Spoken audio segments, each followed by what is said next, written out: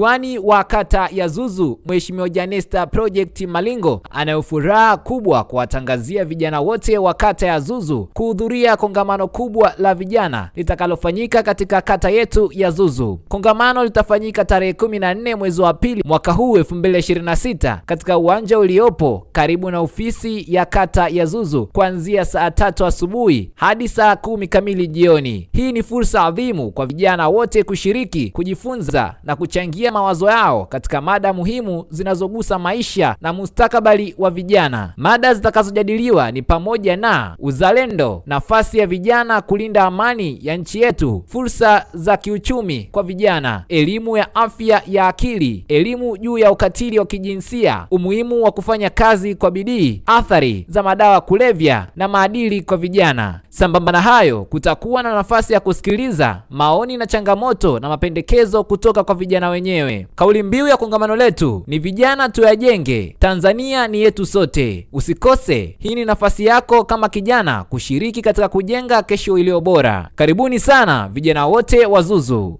Karibuni. Vijana wa kata ya Zuzu jijini Dodoma wametakiwa kuzingatia matumizi sahihi ya vyakula na kuacha tabia ya kutumia mazao ya chakula kutengenezea pombe, hasa katika kipindi hiki ambacho mvua zinatarajiwa kuwa ni chache. Wito huo umetolewa na afisa tarafa ya Zuzu Ibrahim Ali Hassan akimwakilisha mkuu wa wilaya ya Dodoma mjini Alhaji Jabir Sheikh Mweri katika kongamano la vijana lililofanyika katika kata hiyo lililoandaliwa na diwani wa kata ya Zuzu Mheshimiwa Jenista Project Malingo kama sehemu ya juhudi za kuimarisha nafasi ya vijana katika ujenzi wa jamii na taifa. Tumeambiwa katika msimu huu wa mvua, sawa, mvua zitakuwa ni chache, chini ya wastani mpaka wastani. Kwa hiyo wananchi wanatakiwa watunze vyakula. Wananchi watunze nini? Vyakula. Lakini nimesikitika sana kusikia kwamba kuna baadhi ya wananchi wa kata hii ya Zuzu ama Nzinje wanatumia mahindi kwa ajili ya kutengeneza pombe. Wanatumia mahindi kwa ajili ya kutengeneza pombe. Je, tuna chakula kiasi gani mpaka mahindi tunatumia kutengeneza pombe? Njaa ikifika tutamlaumu nani? Kuna kumlaumu? Eti jamani wananchi kuna wa kumlaumu hapo? Hakuna, kwa sababu tumetumia vyakula vibaya. Mahindi badala ya kwenda kusongea ugali, sisi tunapikia pombe. Kwa hiyo wananchi tunatakiwa vyakula tuvitunze na tuvitumie vizuri badala ya kuviharibu. Sawa. Msimu huu unatarajiwa kuwa ni msimu ambao mvua ni sio nyingi. Kwa hiyo tutunzeni vyakula. Lakini pia tuwapelekeni watoto shuleni. Sekondari bado wanafunzi sio wengi kama ilivyotarajiwa. Wanafunzi wengi wako mitaani. Mpaka sasa wanafunzi wengi hawajafika mashuleni, hawajaandikishwa.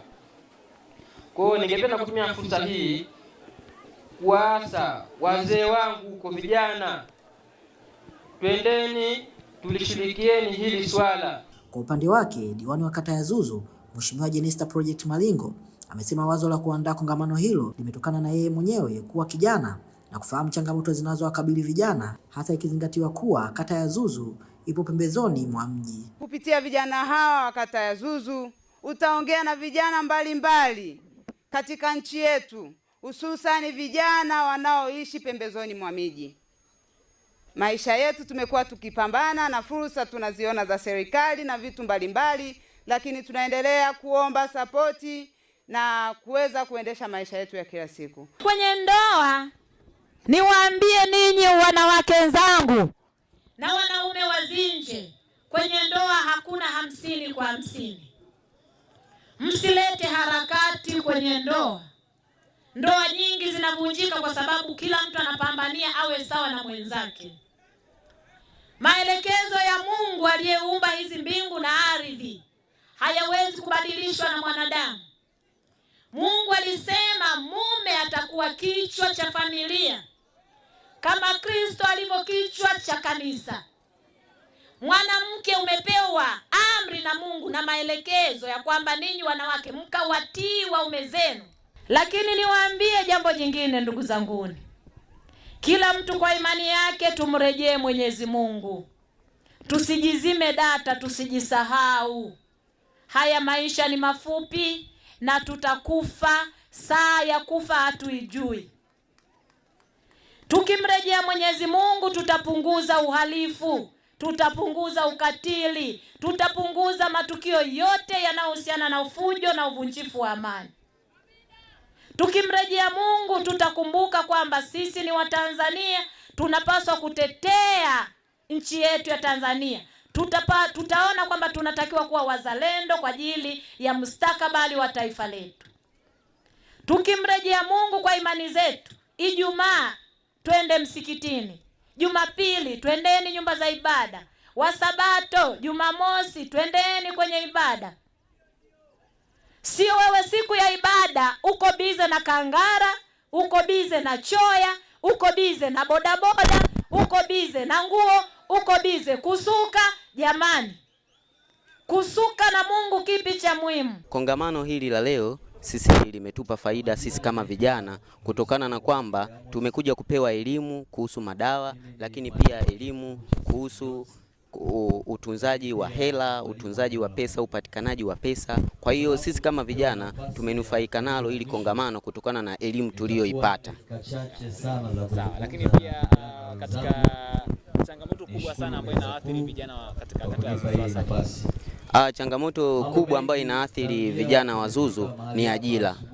Kwa asilimia kubwa ajira imekuwa changamoto kwa vijana wa hapa Zuzu. Kwa hiyo na hii inapelekea watu kuwa na makundi, watu kuwa na mkusanyiko na kufanya vitu ambavyo vinakuwa sio rafiki katika jamii. Kwa hiyo changamoto yetu ni ajira zipatikane. Ajira ndio changamoto kwa hapa kata ya Zuzu. Pia mmeweza kuwasilisha changamoto zenu kwa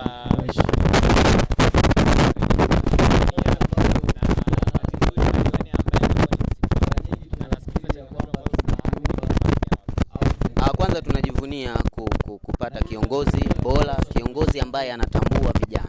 Na hivi imekuwa nafasi bora kabisa ambayo haijawahi kutokea hata siku moja, kuitwa vijana kama hivi na kupeana elimu kama hivi. Kwa hiyo tunajivunia kuwa na mheshimiwa ambaye anajua kabisa vijana wanahitaji nini, na naamini kabisa kwamba atayafanyia kazi yale mawazo ambayo vijana leo tumechangia kwa ajili ya mafanikio.